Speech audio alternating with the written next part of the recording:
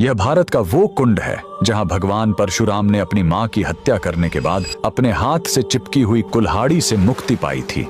यह कहानी है महान ऋषि जमदग्नि और उनकी पत्नी पतिव्रता रेणुका की। कहते हैं रेणुका हर दिन नदी से कच्चे घड़े में पानी लाती थीं और उनके सतीत्व के बल से वह घड़ा टूटता नहीं था। उनके 5 पुत्र थे जिनमें सबसे छोटे थे विष्णु अवतार परशुराम। एक दिन रेणुका ने नदी में कुछ गंधर्वों स्वर्ग के संगीतकार को जल क्रीड़ा करते देखा। उन्हें देखकर एक पल के लिए उनका मन मोह में पड़ गया और उसी क्षण उनके सतीत्व का बल टूटा और कच्चा घड़ा टूट गया। जब वो आश्रम लौटी तो ऋषि जमदग्नि ने अपने योग बल से जान लिया कि उनका मन भटक गया था। वो इतने क्रोधित हुए कि उन्होंने अपने पुत्रों को आज्ञा दी, अपनी मां का वध कर दो। जब चारों बड़े भाइयों ने मना कर दिया तो क्रोधित पिता ने उन्हें तुरंत पत्थर बन जाने का श्राप दे दिया। इसके बाद परशुराम ने पिता की आज्ञा को अपना धर्म समझा। उन्होंने भारी मन से अपनी कुल्हाड़ी उठाई और अपनी ही मां का सिर धड़ से अलग कर दिया। उनकी आज्ञाकारिता से प्रसन्न होकर जमदग्नि ने वरदान मांगने को कहा। परशुराम ने तुरंत अपनी मां को फिर से जीवित करने और साथ ही पत्थर बन चुके अपने चारों भाइयों को भी मुक्त करने का वर मांग लिया। सब फिर से जीवित हो गए, मानो कुछ हुआ ही ना हो। लेकिन कहानी यहीं खत्म नहीं हुई।